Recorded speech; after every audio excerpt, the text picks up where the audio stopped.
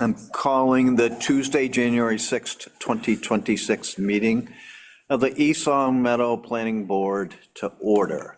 I'm required to ask if there's anybody in the audience who might be recording this meeting. If so, please state the method you're recording and your name.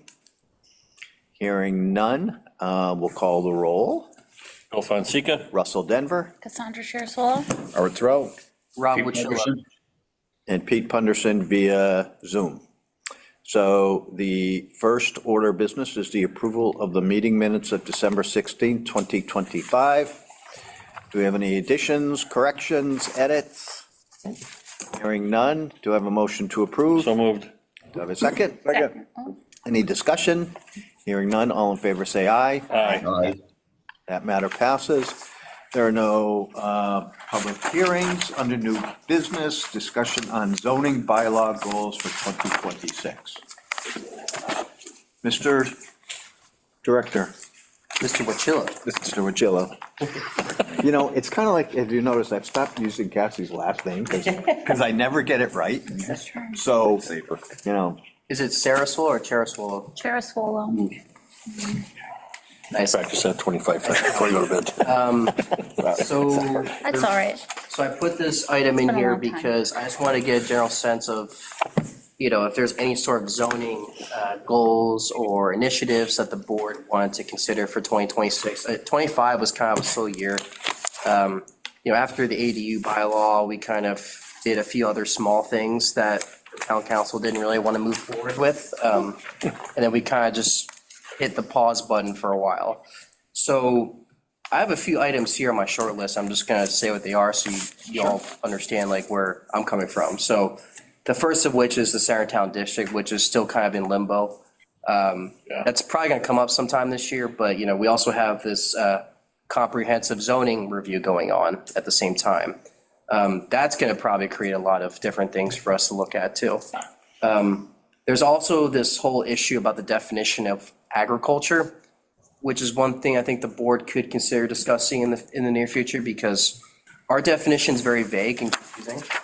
And the way it's worded, technically home gardens are not allowable in residential districts, as well as certain types of pets and animals, while also not really restricting the types of pets and animals you can have.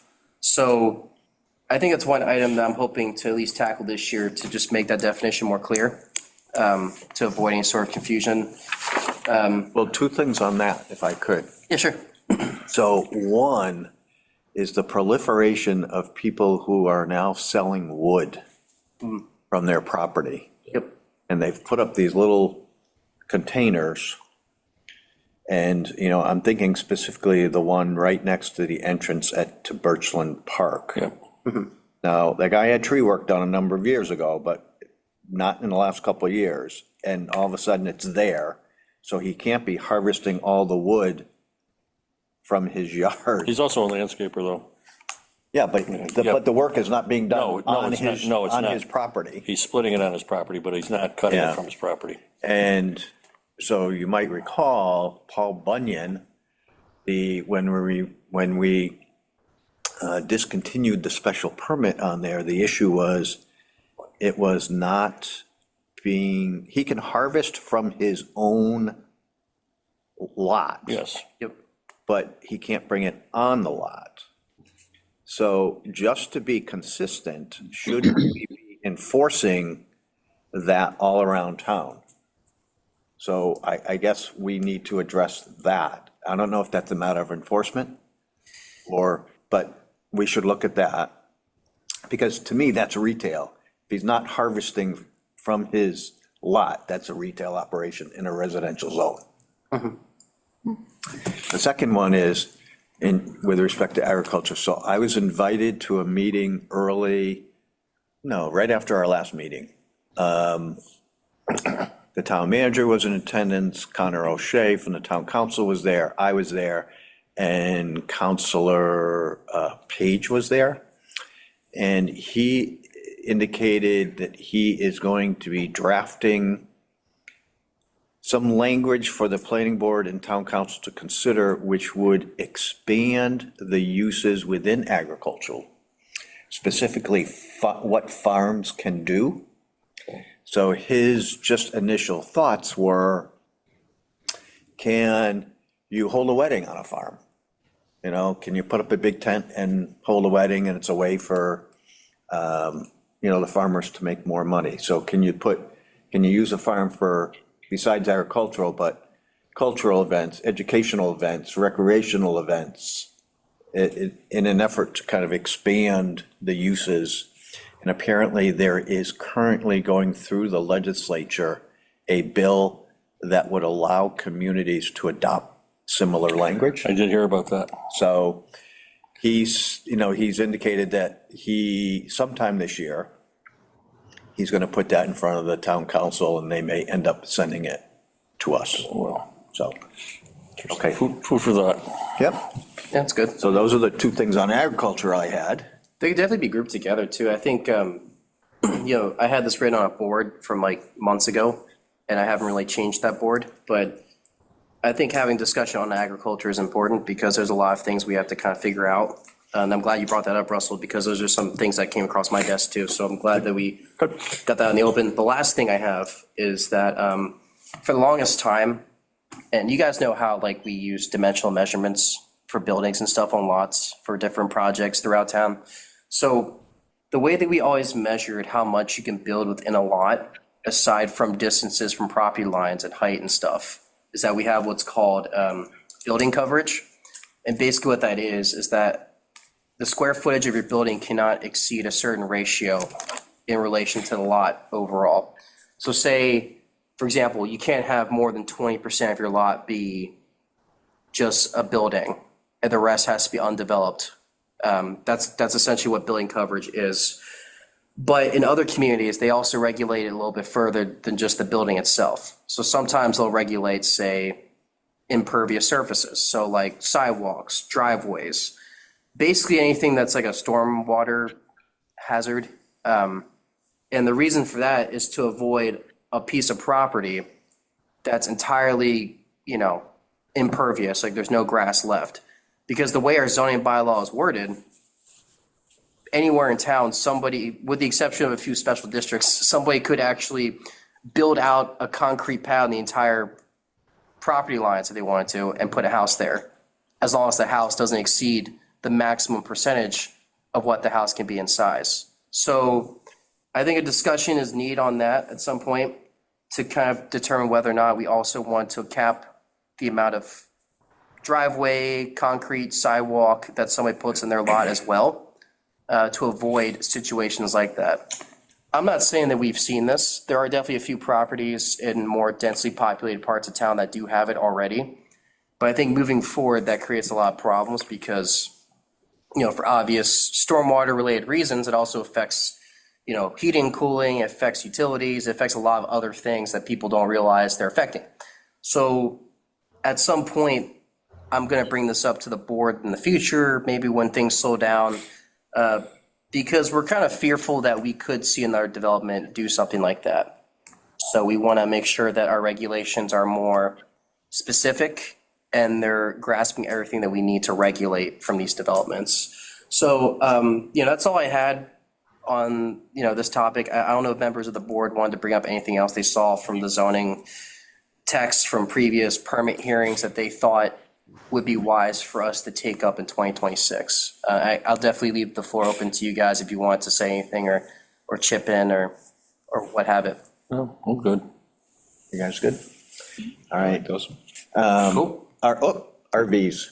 Yeah. RVs. We tried RVs. that already, didn't we? No, we didn't. we You did. kind of talked me out of it. Oh, okay. I thought we were pushing. Yeah, we pushed it forward, but they said no. I think it didn't they? got. I thought the council said I think no. It got kicked down, Yeah, yeah. What Yeah. did we do? We put in front of the Yeah. council. We put that- And they said said to no. it. And they said no. Wait, what did we put in front of them? The RV one. But what did it say? Storing it on private property.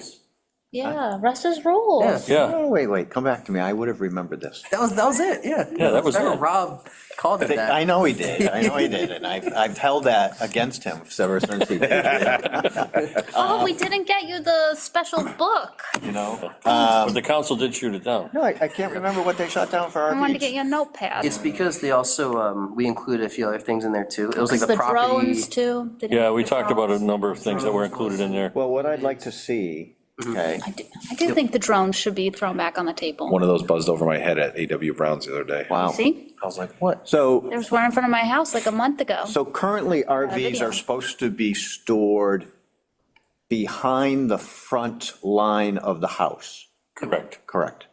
So the issue comes up when you have corner lots. Yep. Okay, so I'm just going to specifically reference, because I see it a lot, on Westwood, there is I don't remember the name of the street, but it's a side street on the same side as the golf course. I know which one you're talking It's about. it's a long blue house ranch, I suspect. There's a very large RV. It is behind the Oh, front. I know where it It's is. behind the front of the building. Yep. But because it's on a corner lot, Yeah. it's exposed to the world. Yep. I see. And there's a couple of other places where that occurs as well. Oh, Shaw, on Shaw Street. It's a brick, so the house is on North. The trailer or the RV is on Shaw. Same situation, behind the front of the building on North, but exposed to the entire neighborhood because it's behind so we need to somehow address that.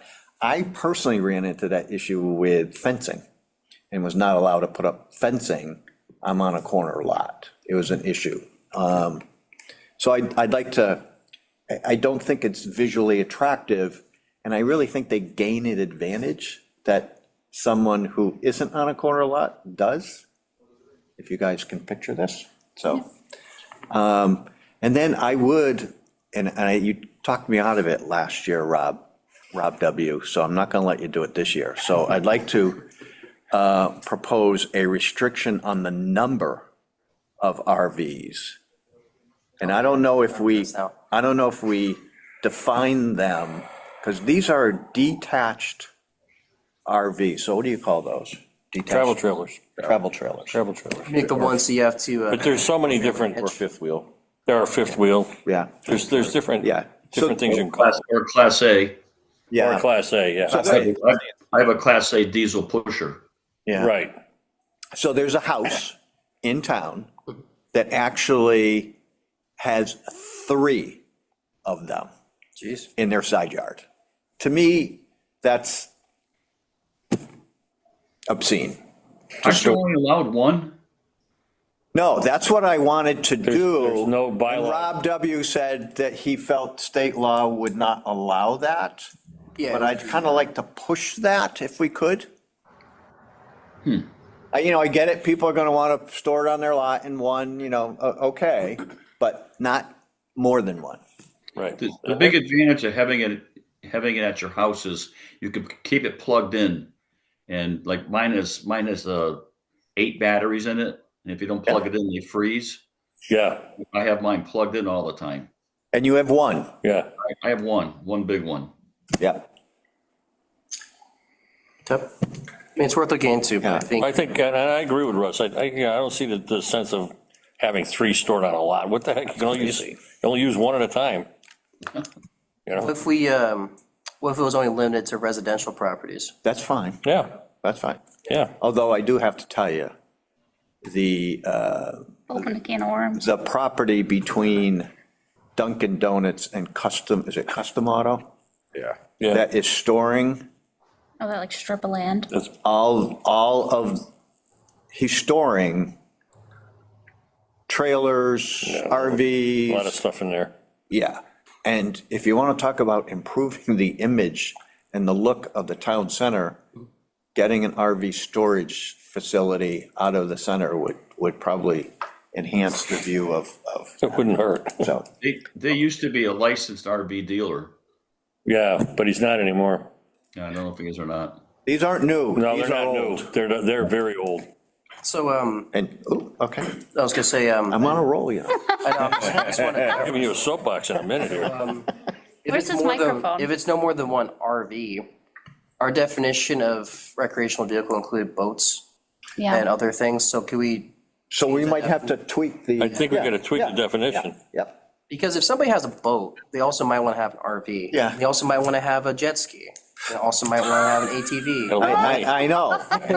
That's kind of what I would like to avoid. Yeah. But I don't think I'm getting much love from people on trying to do that. But I could also see, if you just distinguish an RV as something separate, like a, a larger recreational vehicle, and just say you can only have one of those, I think that's more plausible.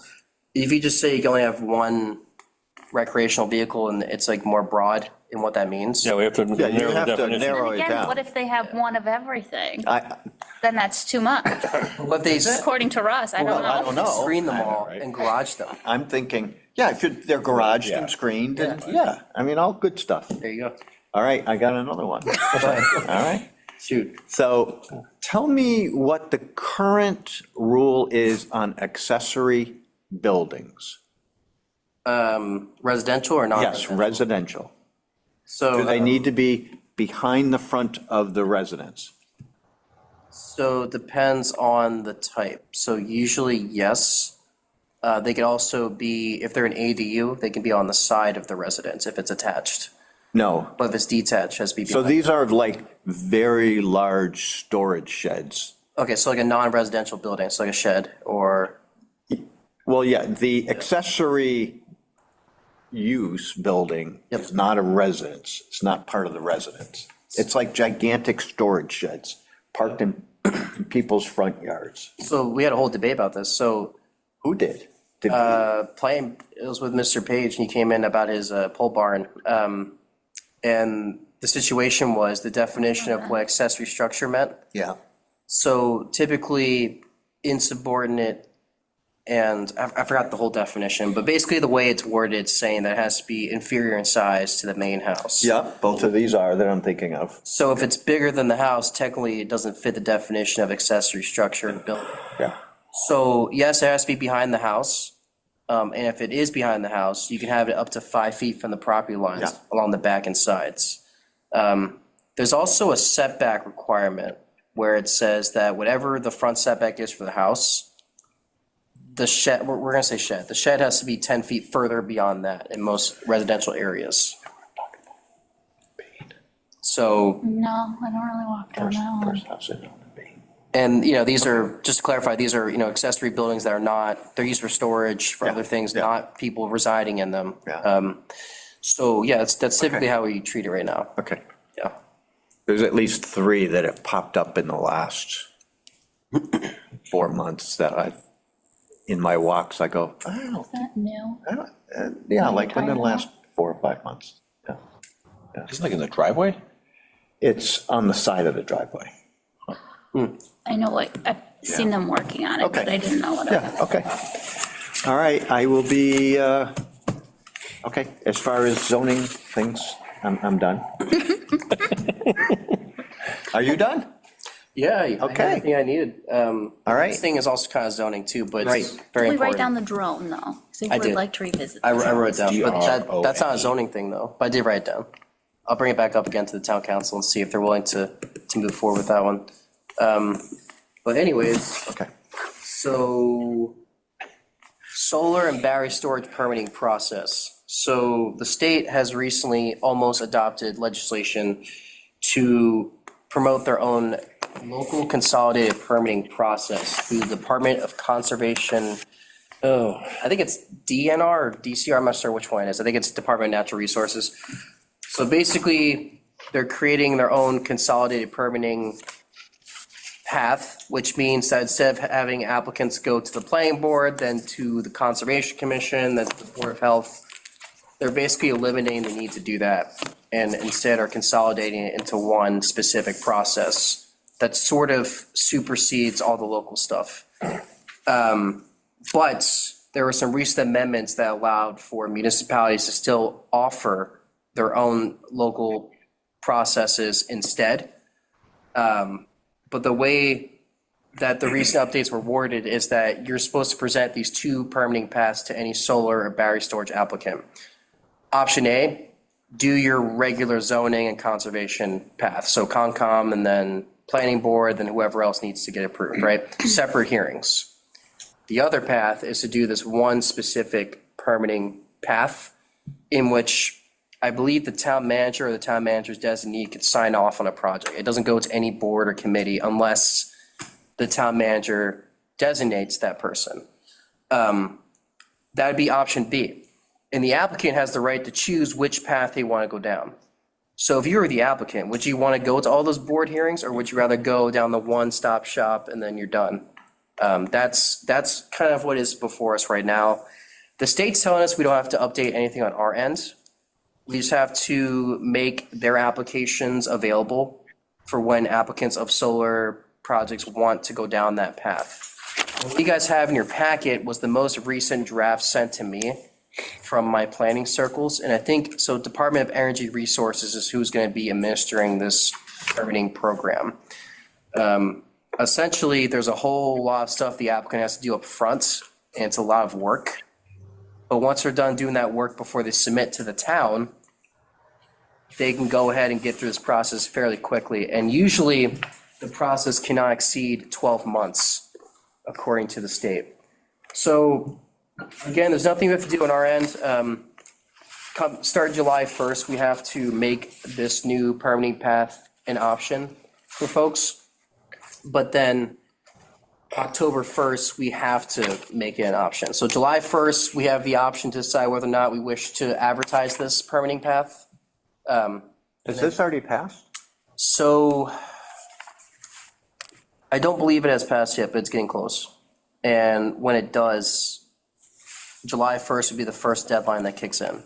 So That's isn't when this these really starts. there's a lot of public protest against battery storage facilities? So yes. there Agawam is fighting it, I think Yeah. locally, Every town is. yeah. Yep, and I think, this doesn't really resolve a lot of those protests. If anything, it's making it easier to build these types of facilities. But at the same time, the state has its goals for renewable energy, and they're hoping this process helps them achieve those goals, and that's why this process is coming into fruition. There are certain companies that I've seen for the battery storage that are very notorious for having faulty systems, where a little bit of water, if it gets in, it causes a phenomenon called thermal bridging, and that causes a fire to happen, which requires millions of gallons of water to put out. So realistically, there's a lot of stuff up front in this permitting path that the applicant has to go through. It's actually a little bit more strict than our planning board special permits for solar, or site plan review, I should say. So I kind of see pros and cons both ways. I think the biggest con here is that it basically ignores all the other state laws when they're going through it, just to do solar. And then I think the state has to approve it at the end as well, after the town signs off on it. So there's kind of like a whole lot of things going on here. Of course, the regulations are not finalized yet. And the law, I believe, is still in the works. But yeah, I just wanted to make you guys aware of this. This is the latest memo I have, if you wanted to keep it for your records, and So that's all I have, Mr. Chair. So in the end, the way this is drafted, they can avoid coming to local boards for approval, They would have to go to, the state. they would go to the state first, but then afterwards they would come to us, The town. the town, and then whoever the town designates the representative to review and sign off on these projects would be the person they deal with. Whether it's a person, it could be a board, it could be any of those things, but it has to be Theoretically, it one could be us. specific area. Theoretically, it could be us. Could be you guys, could be the town council. It just depends on who the chief elected or appointed official, which the town manager decides that person or board's going to be. So in the end, there is local review and Yes. approval, There is local review and approval, but you're not going to separate boards and committees. You're not going to Concom. You're not going to Board of Health. You're not going to planning board separately. You're just going to one place. And there's like a whole scoring criteria they have to kind of evaluate and do beforehand. Pretty lengthy. Initially, they wanted the town to do all that, but then they said, no, we're going to have the applicant do it. So if the applicant wanted to do this easier process, there's a lot of work they have to do. If they would rather hash it out with the boards instead, they can do that as well. Just depends on how much work the applicant wants to do. So that's what we're looking at. Of course, I'll keep you guys updated as that progresses. I think it'd be nice if we could get keep our hands in this some way. Yeah, Yeah, it You know? would be. and I think it's good that we don't have to do any updating of regulations on our end. Like, we can still use our zoning bylaw the Right. way it is. But I'd still like to have a voice at the table. Absolutely. And I think the comment period ended recently, so Yeah, I know, but I just, as this thing, as it fleshes out, I mean, there's gonna be changes, absolutely. when they start tacking on the amendments. Yeah, I right. think that's all I had. I don't know if you guys had any questions about that or No, everything's pretty square. That was a really well done explanation. Thank you. No problem. Okay. Design review? So I, just following up on our discussion from last time about developing a list of triggers. So I developed this list here. It's in your packets. So the way I looked at it is that I looked at what is required for site plan review and just made those requirements a little bit more intensive. And the more intensive requirements would trigger design review. So for example, any new construction that's not a single-family home over 1,000 square feet, unless it's waived by the planning board, has to go to site plan review no matter what. So if we were to say a new construction over 2,000 square feet would need design review, that's a good jumping off point. And we could obviously make that number bigger if we wanted to. I mean, 2,000 square feet is like the size of a single-family home already. And I don't know if the board would rather that be bigger buildings, but that's design review trigger number one. The second one pertains more to the exterior of the buildings. So say, for example, I use this metric of 50% of a building's exterior. So that's square footage of each surface on all four walls of the building. So this includes painting of exterior surfaces. This includes changing materials on the sides, any sort of refinishing, resurfacing, and then changes to building fenestration. So if they were adding windows and doors. And I figured minimal increases probably wouldn't be enough to warrant a design review. But if they're doing it to more than half of the building surface, then that makes more sense for them to come and get design review before getting site plan review. And then the third is building expansions, which are over 50% of the existing building footprint. That kind of doubles the already required minimum to receive site plan review from the planning board. And then number four, any addition of floors to a building or any increase in building. I want to include, you don't commonly see this in East Long Meadow, but I feel like if that was something that did happen, say if somebody changed the way a roof looked, or if they did add an extra story, design review would probably be appropriate in that situation because you're making the building pretty much different at that point. So these were the four that I had developed just to start discussion. If you guys like them the way they are, cool. If not, I'm open to feedback and any questions you guys might have. You did a wonderful job. Yeah. I think that when we look at the plans, when somebody comes in for site plan review, we need to ask more questions as to what building materials are gonna be there. If it's got columns, what are the columns gonna look like? If it's got large windows, are they gonna be multi-light windows? What color, obviously, to keep it in line with not a country town, but, more Aesthetics. of something that belongs in East Long Meadow. Yeah, I the think aesthetics. we, as a board, need to ask more questions at that time. And then we can say, well, I think the design review committee should come into play here and discuss options that the builder can take into account and, maybe come up with a different plan for, like I said before, like for columns, for windows, painting, siding material. Yeah. So we're back to the question of, should they submit their design before coming to the planning board for site plan approval, or come to the planning board first, and then planning board says, you need to go to our site, Review. to our design review committee? B, when they're presenting it in front of us, we need to ask more questions, and at that time, have a discussion as to what may or may not pass muster. Because if you just bring the plans in, we may not know exactly what their plans are. I mean, if you look at a regular site plan review for a building, there's many pages, different elevations. So we need to, I think it's better to discuss it in person with them. What are you going to do here? What are you going to do there? Rather than us look at it and go, well, I don't know if this is good or not, or not. And you get it done in one meeting. If we're not satisfied, then we do the design review committee. That's my thought. So right now, the way the zoning is worded in the bylaw is that they have to get design review before going through site plan review. So they would have to first go to the design review board, get their recommendations, and then take that with them to the planning board afterwards for a site plan review hearing. So if we were to go down that route, we'd probably have to update the bylaw to reflect that as well. Does that seem like the path the board would want to consider at some point in the near future? Well, I think it's like a double meeting, though. it is. It is. It is. Yeah.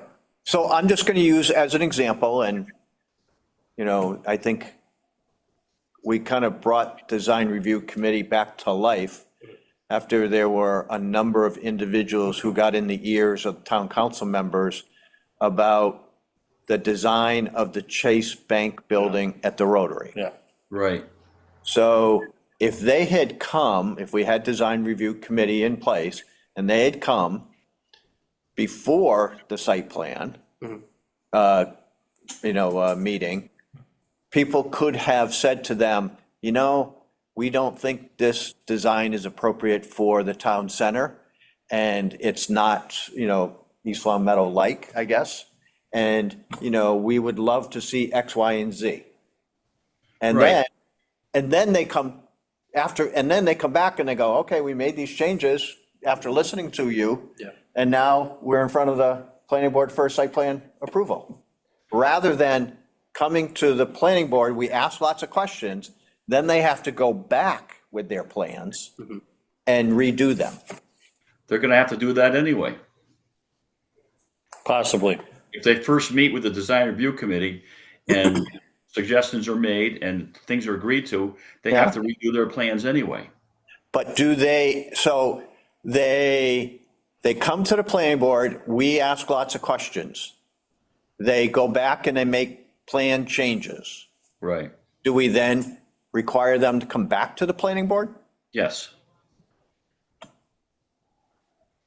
But if we ask questions during their first visit to the planning board and we find nothing unreasonable, then it's just one thing and we approve it or approve it. So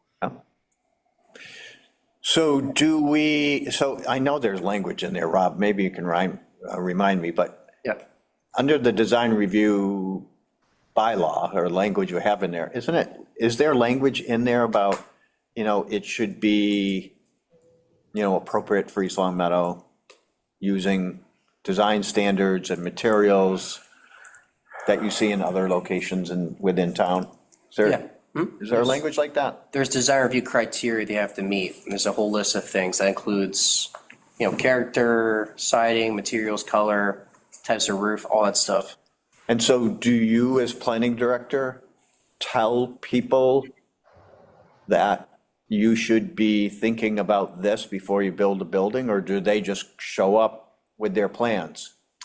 I tell them to be prepared for feedback on building design. Okay. Because you guys have the authority to do that. Okay, all right, I tell them, as long as the building fits the style of the neighborhood, okay, you'll have less pushback from the planning I board. think that's what we're looking for. okay. Then I'm fine with that then, Pete. But there is one thing that our consultants brought up to us during their review of our bylaw.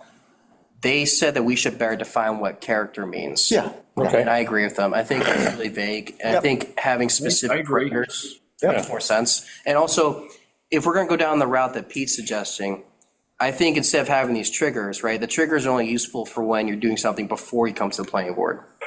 If it's something where, they have site plan review, they go to the planning board first, planning board determines whether or not it goes through design review, why don't we just give the planning board sole authority to determine what does go to design review and what doesn't? Yeah. Okay. Probably would be the easiest way. Yeah, It's not worded in our bylaw like that at the moment, but we could definitely change it to reflect that.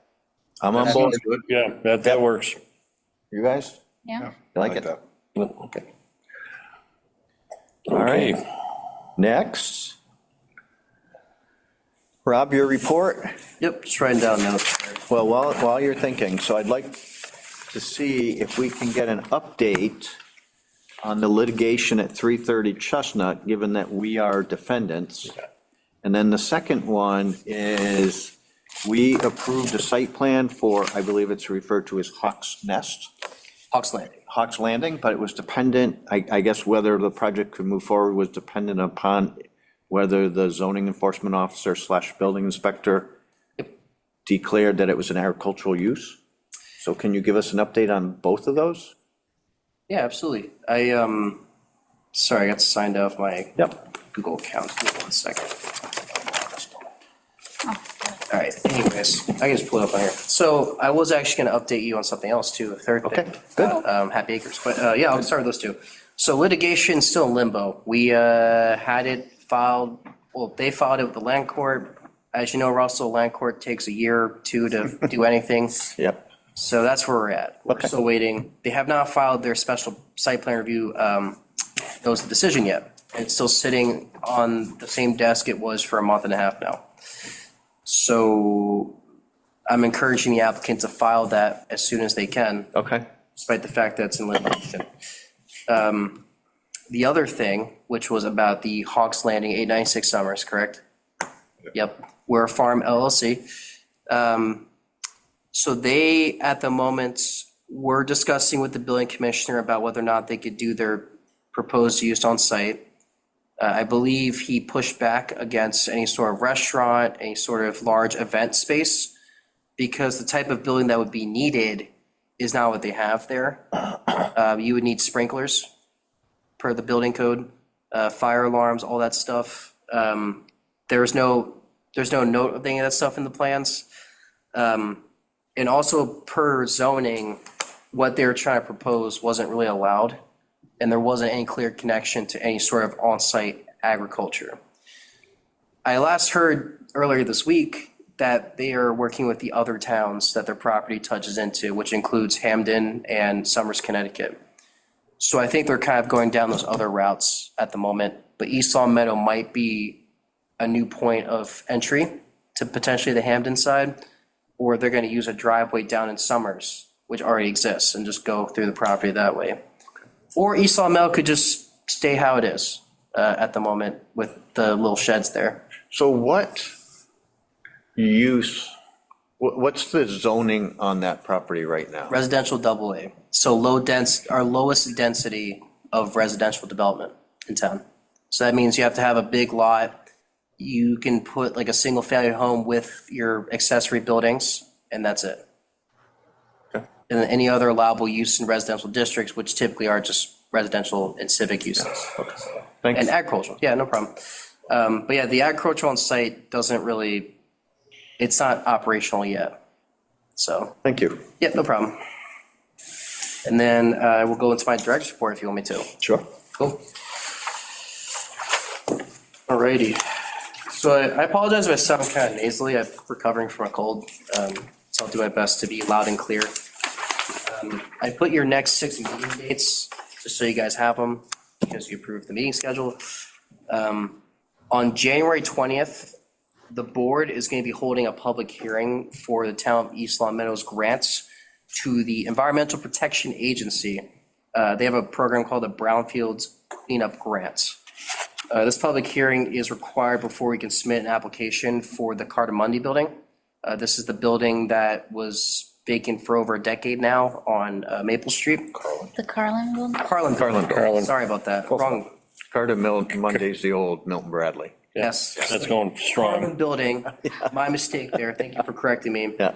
The funds will be used to clean up the whole building and to tear it down, so we can get new development in there. The town can obviously not afford to do it by itself. It's going to cost well over $1 million. I think millions, actually with a S at the end of it. Yeah, when they start digging, they're gonna find a lot. That's why you need the extra millions. Oh, yeah. Yeah. And hopefully the EPA is going to be kind enough to give us those funds. It's a long process. I did a similar grant program when I worked in Ware. It takes a while. You're probably not going to hear back for at least 6 months. So the board will be hosting so graciously that hearing on that date and time. In terms of a few updates for other things that are going on in the departments, so our zoning survey is still up and active. Just a reminder to folks, they can take it. It's going to be open until February 6th now. We're adding a few extra weeks to it. There's still physical pickup locations at the library and the senior center, which have QR codes on them if you prefer to take the survey online. And lastly, update on Happy Acres in terms of their enforcement issues. So no letter has been sent as of today.